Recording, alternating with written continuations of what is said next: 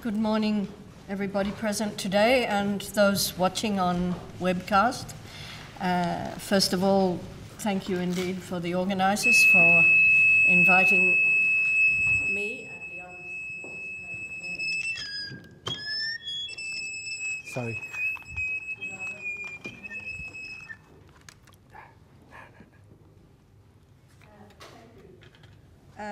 It's an important meeting, I think, today. To bring the situation of the Rohingya before an international audience and to take into account what Dr. Zani said in the beginning of weighing the evidence, looking at whether genocide is taking place, what is the process, as Professor Feinstein has also outlined, what is going on today.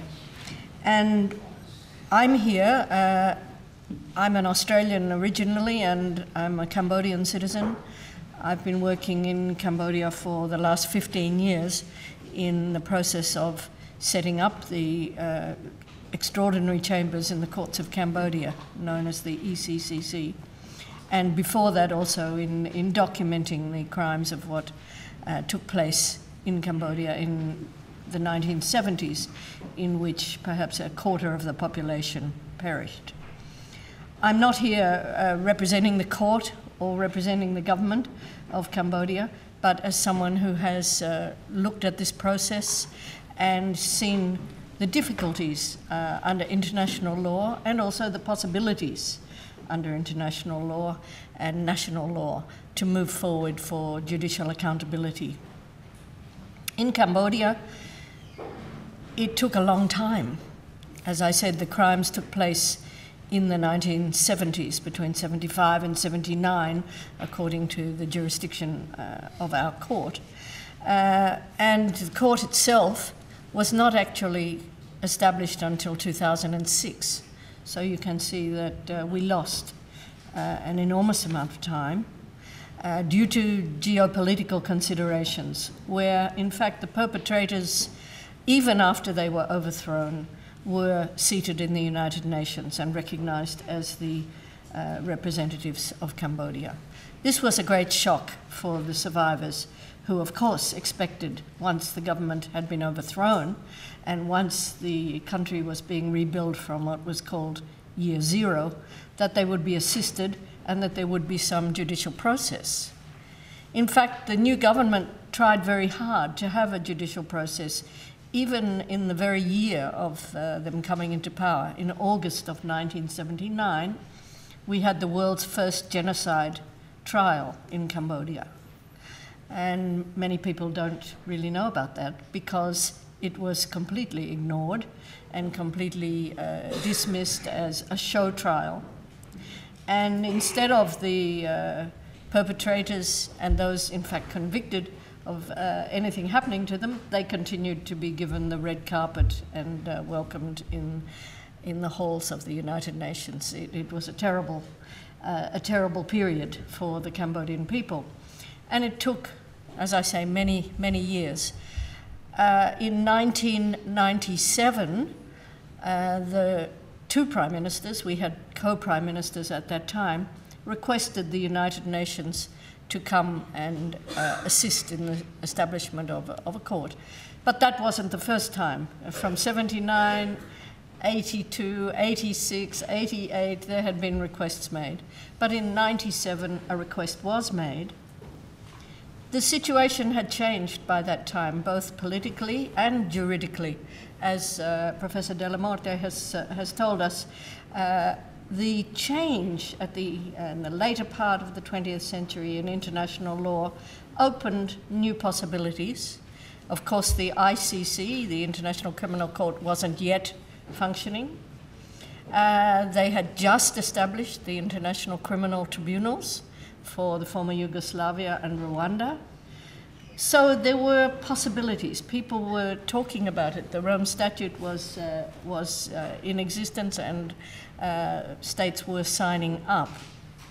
So there was a request, as I said, from the Prime Ministers, and the United Nations General Assembly finally, in December 1997, recognised that a genocide had taken place and that something should be done about it. So a group of experts was appointed by the Secretary-General. And then, unbelievably, we had another long wait as the discussions, negotiations between Cambodia and the United Nations went forward as to what kind of court could be established. The group of experts wanted it to be more similar to the ICTs, to take it outside Cambodia. It should be outside the country, and there should be no Cambodian judges. The Cambodian government said no. Under the Genocide Convention, we wish to assert our right to try these crimes, but we're asking for assistance and involvement from the international community. And that was the only basis that Cambodia would participate. So it was a complicated discussion for quite some years, as I say, until 2006 when it was set up. And now we are still in the process of what I think is unfortunately a very slow process, which perhaps is inevitable with the involvement of the international institutions and methods.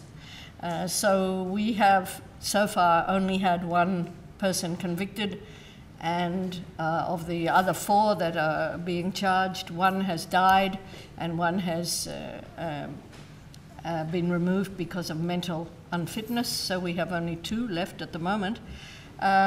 This is, of course, because of the elapsed time since the crimes were committed.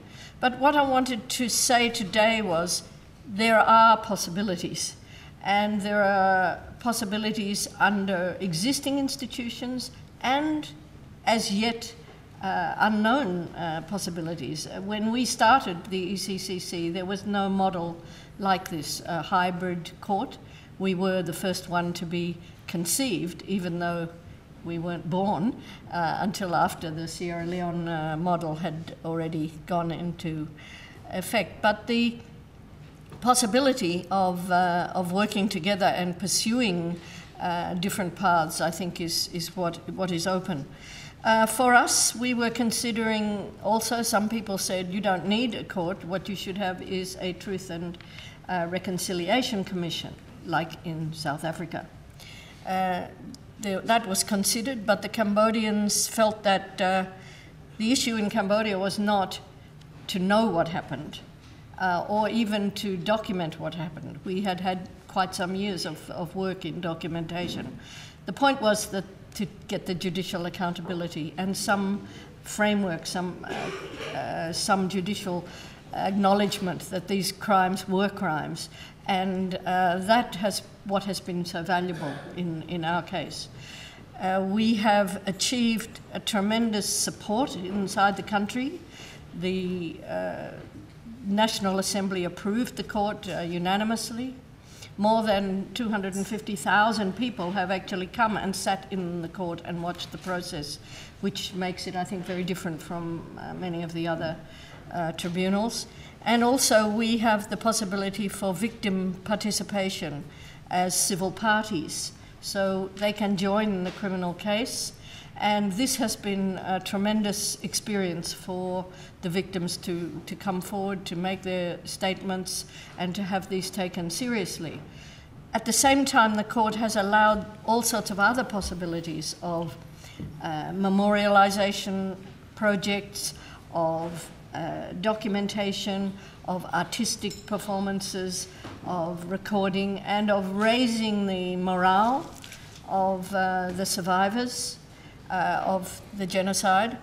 And at the moment, the court is considering Reparations Awards in the second case that's going forward. And there have been a very, very interesting series of 13 different types of reparations that have been requested from the court, including memorials, testimonial therapy and psychological help, a national day, a Memorial Day, exhibitions, mobile exhibitions going around the country telling the work of the court and also what happened. And in a way, the enshrinement, I suppose, of the experiences as a permanent record and as something that, of course, is intended to prevent recurrence of such crimes.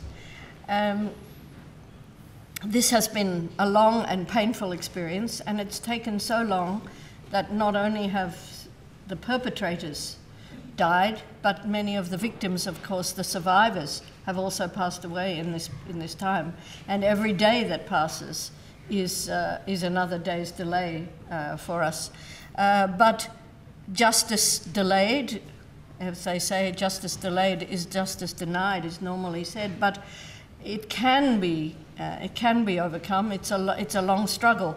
But I think the important question today is to recognise what is happening in the case with the Rohingya, and to see if we can look at and assist some process, whatever that may be, towards achieving the end of the process, what is going on, stopping the process, and also some judicial accountability for the crime.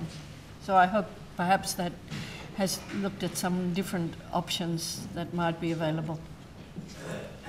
Thanks. Thank you.